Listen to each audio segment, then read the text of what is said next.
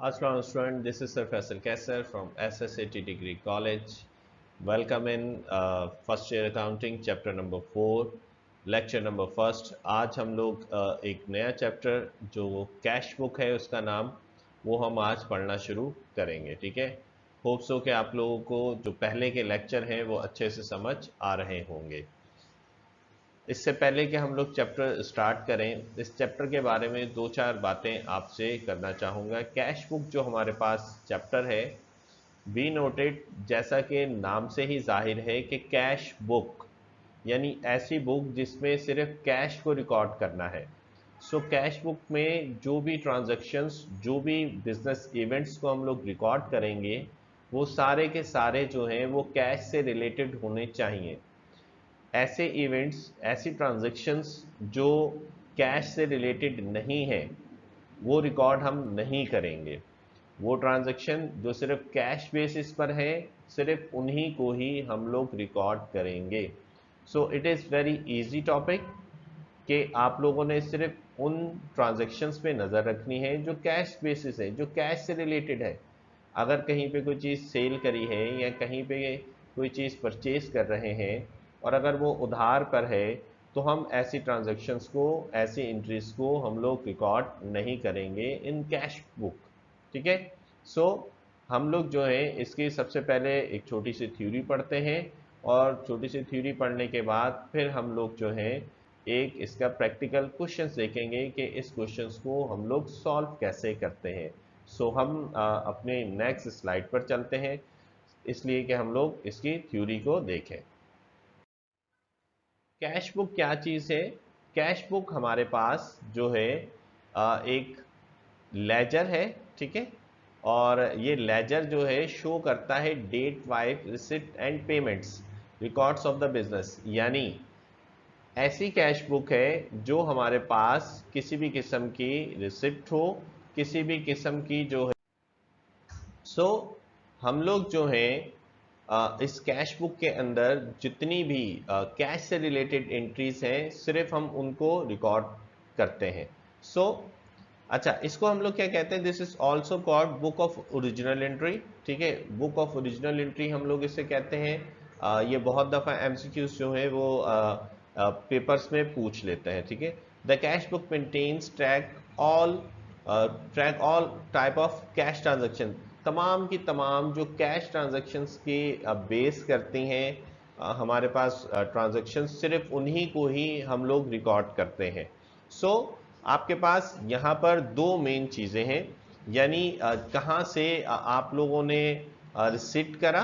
ठीक है, कितनी चीज़ें आपने, पैसे कहाँ से आ रहे हो, क्या चीज़ आपने खरीदी है और कहाँ पर आपने पेमेंट करनी है। ठीक है, दो चीज़ों पे ये बेस करेगा क्वेश्चन। ठीक है, सिर्फ उन चीज़ों पे ध्यान रखना है आपने कि जहाँ पर आपने पैसे रिसीव करे हैं, जहाँ पर आपने पेमेंट करी है।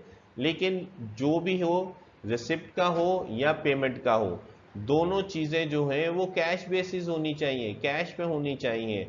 बाकी कोई ट्रांजैक्शन, कोई इवेंट्स को हम लोग रिकॉर्ड नहीं करेंगे। ठीक है, सो ये भी चीज़ है कि ये बुक ऑफ ओरिजिनल एंट्रीज है, एमसीक्यूज में बहुत दफ़ा पूछा जाता है। ठीक है, सो होप सो कि आपको यहाँ तक मेरी बात जो है वो समझ आई होगी। छोटी सी इसकी थ्योरी थी। अब हम लोग जो है इसके एक प्रैक्टिकल क्वेश्चंस करते हैं ताकि आप लोगों को अच्छे से समझ आ सके। सो आपके पास एक क्वेश्चन है। ठीक है, और ये क्वेश्चन की पूरी मैं आपको पूरी डिटेल बताता हूँ कि ये कॉलम्स क्या हैं। ठीक है, सारी चीज़ें हम आपसे डिस्कस करते हैं। सपोज इन्होंने कहा कि mister solid started business by name of a Billu enterprises on April 1 2014 with cash investment of 50,000 during the month of the following transaction were completed. अच्छा, अब ये सॉलिड साहब हैं, उन्होंने कोई बिल्लू के नाम से भाई अपना बिजनेस स्टार्ट करना चाहते हैं। ठीक है जी। अच्छा, अब हम लोग क्या करने, इसकी ट्रांजेक्शन्स को तो हम लोग रीड कर लेते हैं। हम जो है ज़रा इसकी रिक्वायर्ड देखें। रिक्वायर्ड में क्या क्या है? Prepare 3 column cash book and balance the cash on April 30। कह रहे इन सारी ट्रांजैक्शंस को जो है वो 3 कॉलम कैश बुक में आपने रिकॉर्ड करनी है। ठीक है, जो भी उसके बिजनेस इवेंट्स हुए हैं उन इवेंट्स को क्या करेंगे? रिकॉर्ड करेंगे। ठीक है, अच्छा, अब यहाँ पे सॉल्यूशन हमने जब स्टार्ट करते हैं तो सबसे पहले हम लोग क्या लिखेंगे कि मिस्टर सॉलत साहब थे, टॉपिक हमारे पास है 3 कॉलम कैश बुक है for the month of ended April 30 के एंड तक उसने कहा कि ये बताओ कि अप्रैल 30 में bring down the balance on May 1 2014, यानी 2014 के स्टार्टिंग में मेरे पास बैलेंस कितना बचा हुआ है। ठीक है, सो जो ट्रांजैक्शंस हुई हैं उनको हम लोग क्या करेंगे, रिकॉर्ड करेंगे। अच्छा, कॉलम समझ लीजिएगा। अच्छा, इसके लिए एक और चीज़ मैं आपको एक चीज़ हाईलाइट कर लूँ। ये जो साइड है, ये वाली आपकी जो लेफ्ट साइड है, ये है रिसिप्ट साइड, यानी आपको जो भी पेमेंट करनी है और सॉरी पेमेंट रिसीव करनी है वो सारी हम लोग रिसिप्ट साइड पे लिखेंगे। और ये साइड क्या है मेरी, ये साइड है मेरी पेमेंट साइड। ठीक है, जहाँ पे आपने पेमेंट करनी है। ठीक हो गया, दो चीज़ें हैं, दो कॉलम में लिखते नहीं है, सिर्फ आपको समझाने के लिए मैंने ये सिर्फ आपके सामने रखा है। ठीक है, एक रिसिप्ट साइड है और दूसरी मेरे पास क्या है, एक पेमेंट साइड है हमारे पास से। ठीक हो गई बात। सो अब हमने करना क्या है, कॉलम्स को हम लोग देख लेते हैं। हमारे पास कॉलम्स से हैं और कॉलम्स हमारे पास सबसे पहला कॉलम है डेट, जो भी पर्टिकुलर काम हुआ है वो लिखेंगे, डेट के बाद particular, PR stand for post reference. Next है मेरे पास कॉलम सेल्स डिस्काउंट, फिर नेक्स्ट कॉलम है कैश और फिर है मेरे पास बैंक। ये सारे जो मेरे पास कॉलम्स थे, ये सारे कॉलम मेरे कहाँ थे, ये रिसिप्ट साइड मेरे पास कॉलम्स थे। ठीक हो गई बात। अच्छा जी, फिर हम लोगों ने क्या करना है, नेक्स्ट है हमारे पास पेमेंट का। ठीक है, और पेमेंट हम लोगों ने सेम वही कॉलम डेट, फिर मेरे पास पर्टिकुलर, फिर मेरे पास पीआर, फिर मेरे पास परचेज डिस्काउंट, फिर है मेरे पास कैश और फिर क्या है मेरे पास बैंक। सेम वही कॉलम जो मेरे पास रिसिप्ट साइड थे, वही सेम कॉलम कहाँ होने चाहिए, मेरे पास पेमेंट साइड पे होने चाहिए। यहाँ तक हो सकता है आप लोगों को बात समझ आ गई होगी। ठीक हो गई बात।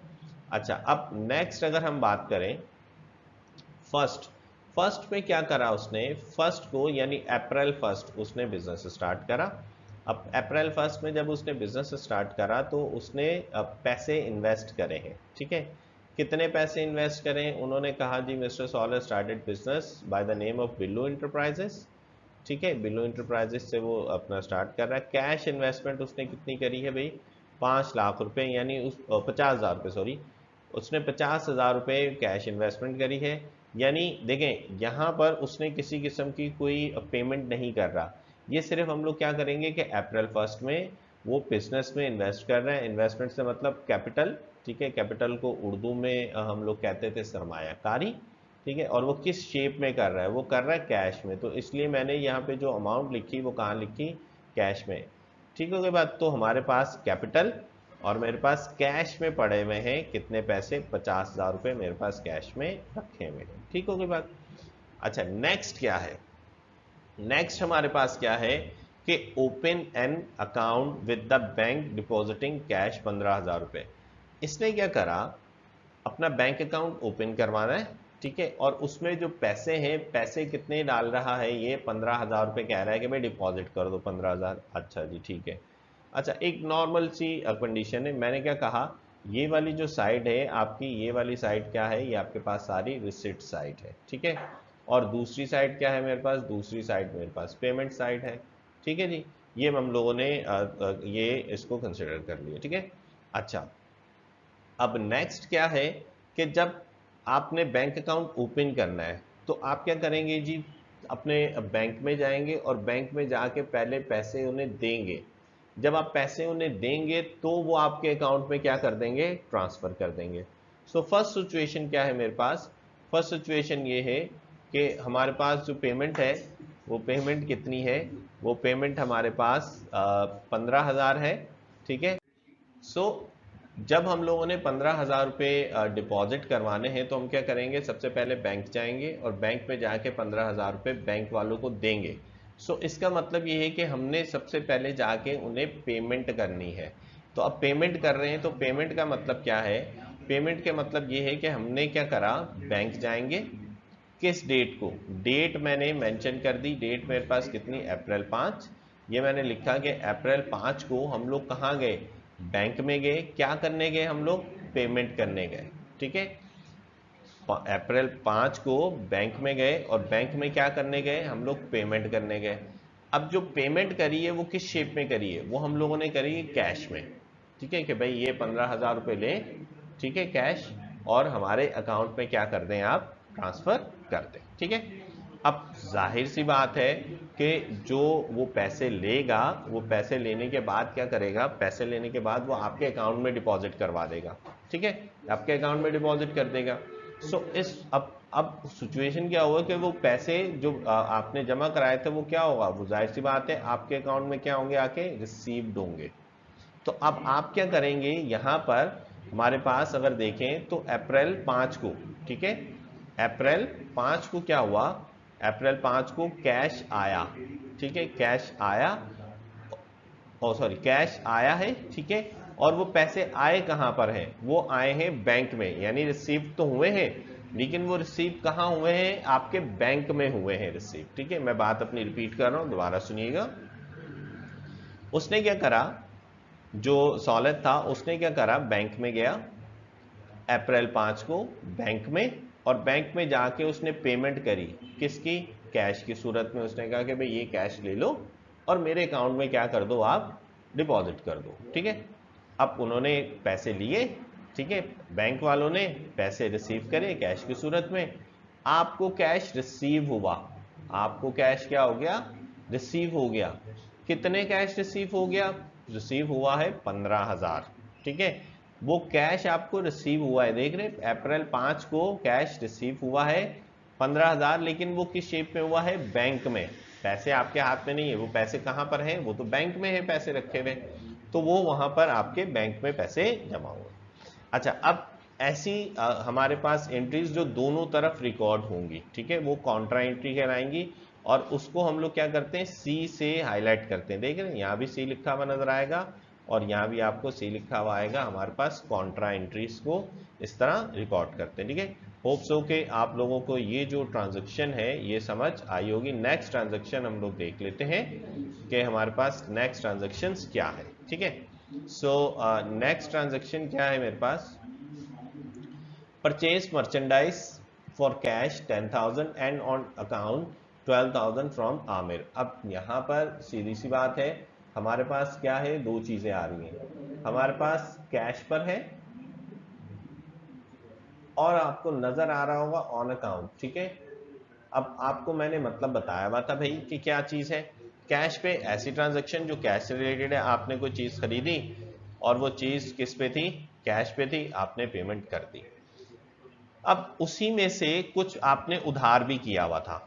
ठीक है, उधार कितने का था, 12,000 का। तो मैंने अभी टॉपिक स्टार्ट होने से पहले ही ये बात हाईलाइट कर दी थी कि हम लोग सिर्फ वो ट्रांजैक्शंस रिकॉर्ड करेंगे जो सिर्फ और सिर्फ कैश से रिलेटेड थी, ऑन अकाउंट वाली ट्रांजैक्शंस हम लोग रिकॉर्ड नहीं करेंगे। ठीक है, सो अप्रैल 10 को ऑब्वियसली नजर आ रहा है परचेज है।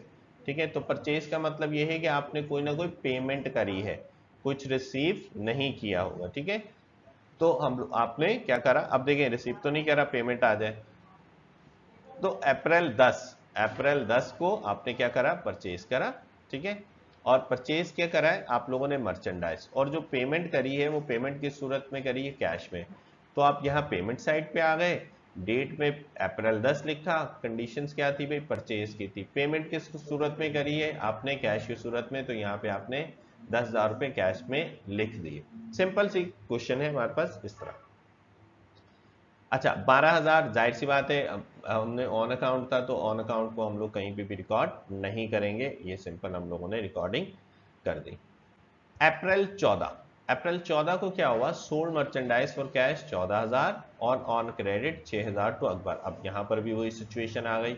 अब यहां पर क्या हुआ, वही कि सोल्ड करा है, लेकिन वो कुछ करा कहां पे, कैश की सूरत में, और कुछ क्या करा है उन्होंने, ऑन क्रेडिट। तो ऑब्वियसली हमारे पास क्या था कि जो भी हमारे पास ऑन अकाउंट वाली होती है वो ट्रांजेक्शन हम लोग रिकॉर्ड नहीं करते, हम क्या करेंगे, सिर्फ कैश वाली ट्रांजेक्शन्स रिकॉर्ड करेंगे। ठीक है, तो अब यहां पर क्या हुआ, यहां पर हमारे पास सोल्ड हुआ था, पहले वाले में क्या था, परचेज। तो जब आप कोई चीज परचेज करोगे तो आपको क्या करनी होगी, पेमेंट करनी होगी। तो आप कहां पे लिखेंगे उसे, पेमेंट साइड पे लिख देंगे। अब आपने अप्रैल 14 को क्या हुआ, अप्रैल 14 को आपने चीजों को सोल्ड करा। जब आप सोल्ड करोगे तो ऑब्वियसली आपके पास पैसे क्या होंगे, रिसीव्ड होंगे। तो अब यहां पर देखें, आपको नजर इधर देखें 14 तारीख को यहाँ पेमेंट साइड पे कोई ट्रांजेक्शन्स नहीं है। क्यों, क्योंकि 14 तारीख को तो क्या हुआ था, सोल्ड। तो मैंने यहाँ पे अप्रैल 14 और 14 को क्या हुई थी, सेल्स। ठीक है, अब वो जब आपने सेल्स करी, पर्टिकुलर में लिख दिया कि भाई 14 तारीख को सेल हुई, और सेल जो हुई थी वो कैश में, तो मैंने कहाँ पेमेंट लिखूंगा उसे, कैश में मैं 14,000 रुपये लिख दूंगा कि भाई 14,000 है। बैंक में नहीं हुई थी, बैंक में पेमेंट नहीं आई थी, आपके कहाँ आई थी, कैश में। तो आपने 14 अप्रैल को कैश मिल गया आपको, कितने का, 14,000 का, क्योंकि आपने सेल करी थी। ठीक है, ऑन क्रेडिट, ऑन क्रेडिट हम लोग रिकॉर्ड नहीं करते, दिस इज कैश बुक, हम लोग सिर्फ कैश ट्रांजेक्शन्स क्या करते हैं, रिकॉर्ड करते हैं। ठीक हो गया जी। अच्छा, अब नेक्स्ट क्या है, नेक्स्ट है हमारे पास कि issued a cheque to Aamir. ठीक है, आमिर को चेक इशू किया गया है, कितने का, 11,500 का। ठीक है, as full and final payment by availing a discount. अब यहां पर क्या हुआ, यानी ये समझे मेरी बात को, यहां पर जो ऑन अकाउंट था वो हमने चीज तो खरीदी थी, उससे उधार कर लिया था भी 12,000 का, लेकिन हमने यहाँ पे उसको रिकॉर्ड नहीं करा था क्योंकि वो तो उधार था। अब अप्रैल 20 को क्या हुआ कि आपने उससे जो उधार लिया हुआ था, रिकॉर्ड नहीं करा था हमने कैश बुक में। ठीक है, जब उससे आपने 12,000 का उधार लिया था, अब आपने उसके बदले इशू करा चेक आमिर को, और आमिर को कितने का चेक इशू करा जी, 11,500 रुपए का हम लोगों ने चेक इशू कर दिया as a full settlement and final payment by availing discount. अब अगर आपको नजर आ रहा हो कि हम लोगों ने जो इस पैसे लिए थे, ठीक है, वो पैसे कितने लिए थे हम लोगों ने सॉरी उधार उससे कितने का लिया था, 12,000 का, और पेमेंट कितनी कर रहे हैं उसे, 11,500 की। ठीक है, पेमेंट कर रहे हैं 11,500 की। रिसिप्ट साइड तो कुछ भी नहीं है, पेमेंट साइड आई अप्रैल 20। मैंने यहाँ पे अप्रैल 20 को चेक जो है वो क्या करा है, इशू करा है। लेकिन हमारे पास क्या हुआ कि पेमेंट जो करनी थी वो कितनी करनी थी भाई, 12,000। अच्छा, अब यहाँ पर उधार था, मैंने यहाँ पे क्या लिखा, अकाउंट्स पेबल। ठीक है, यहाँ पे क्या लिख दिया, अकाउंट्स पेबल। डेट क्या थी मेरे पास यहाँ पे, 20 थी। ठीक है, डेट क्या थी मेरे पास, 20 थी यहाँ पे। ठीक है, 20 अप्रैल थी डेट। ओके जी, आपने क्या करा, अकाउंट पेबल लिखा, और जो पेमेंट लिखी वो पेमेंट कितनी लिखी हुई नजर आ रही है, 11,500। और लिखा कहाँ है, बैंक में। ठीक है, बैंक में लिखी, क्योंकि आपने चेक इशू करा था कितने का, 11,500 का आपने चेक इशू कर दिया था। ठीक है, अच्छा, अब करनी 12,000 थी पेमेंट, 500 का क्या हो गया, डिस्काउंट। यहाँ पे लिखा हुआ है ना, बाय अवेलिंग डिस्काउंट, पेमेंट 11,500 की, जबकि पेमेंट करनी कितनी थी, 12,000। तो 500 का क्या कंसीडर किया जाएगा, 500 का हमारे पास कंसीडर किया जाएगा कि हमें क्या मिल गया, डिस्काउंट मिल गया। ठीक हो गई बात। नेक्स्ट क्या है, mister Abir issue a cheque 5,800 in favour of Baba enterprises as final payment and valid discount. अच्छा, अब यहां पर क्या हुआ भाई, यहां पर ये हुआ कि कुछ मिस्टर अबीर को चेक इशू करा है 5,800 का इन फेवर ऑफ बाबा एंटरप्राइजेस। ठीक है, इनको पैसे जो है वो मिले हैं। ठीक है, अच्छा, अब आपने सॉरी आपने पेमेंट की है। अब मिस्टर अबीर को आपने चेक इशू किया 5,800 का। तो अब हुआ क्या, आपने क्या करा, आपने पेमेंट कर रहे हैं, क्या कर रहे हैं, आपने पेमेंट कर रहे हैं कितने की, 5,800 की। यहां पर आए बैंक, और आपने क्या करा, पेमेंट करी कितने की भाई, 5,800 की। ठीक है, अच्छा, अब यहां पे सिचुएशन क्या है ये जरा समझिएगा। ठीक है, आपने क्या करा कि यहां पे एक चीज थी कि यहां पर अगर आपको नजर आ रहा हो कि आपने 6,000 का, ठीक है, ये देख रहे हैं आपने सोल्ड की थी मर्चेंडाइज किसको, 6,000 रुपए की मर्चेंडाइज सोल्ड करी थी किसको, अबीर को। अबीर को आपने 6,000 रुपए की मर्चेंडाइज सोल्ड करी, क्योंकि ये उधार पर की थी तो इसलिए हम लोगों ने किसी किस्म का रिकॉर्ड नहीं करा। ठीक है, अब मिस्टर अबीर इशू कर रहा है, मिस्टर अबीर क्या कर रहा है, वो इशू कर रहा है कितने का, 5800 का चेक इशू कर रहा है कि भाई आप 5800 का चेक मुझसे ले लो, जबकि हमने उसके पेमेंट कितनी करी थी भाई, 6000 रुपए की। ठीक है, अच्छा अब यहां पर क्या हुआ, यहां पर क्या हुआ हमारे पास 23 अप्रैल को यहां पर आपने लिख दिया कि अकाउंट रिसीवेबल डेबिट, और आप लोगों को जो चेक आपको मिला, अच्छा जब आपने रिसीव करना है तो हमेशा आपने कैश में लिखना है, याद रखिएगा। ठीक है, अब आपने चेक रिसीव करा है तो आपने कितने का करा, 5800 का, ये आपने रिसीव कर लिया। डिस्काउंट कितने का मिल गया, 200 का। क्यों, क्योंकि आपने चीज जो बेची थी वो कितने की बेची थी, 6000 की, आपने उसे डिस्काउंट दे दिया 5200 का, आपने डिस्काउंट दे दिया और पेमेंट कितने मिल गई, 5800 आपको मिल गई। अप्रैल 27 को क्या हुआ कि deposit the above cheque to the Abir into the bank. अब ये कह रहे हैं कि जो आपको चेक मिला था ना अबीर से, अब वो आपने कहां करा दिया जमा, आपने वो जमा करा दिया भाई बैंक में। ठीक है, अब बैंक में जमा कैसे होगा भाई, आपको समझाया था मैंने, दोबारा रिपीट कर रहा हूं कि आप क्या करोगे, बैंक जाओगे। ठीक है, वो क्या जाओगे, बैंक जाओगे, और क्योंकि जब आपको चेक मिला था वो एक तरह आपको चेक इसलिए दिया गया था, वो आपको कैश की सूरत में कि भाई आप जाएं बैंक में जाएं और ये जो चेक है वो कैश करवा लें। अब वही जो चेक अबीर से मिला है, ठीक है, वो बैंक में जाएगा बंदा और उनको क्या दे देगा, चेक देगा। चेक मतलब वो कैश की सूरत में है आपके पास। ठीक है, कि आपको इसलिए चेक दिया गया कि आप वहां से क्या ले लें, कैश ले लें, तो वो एक तरह से क्या है, आपके पास कैश है।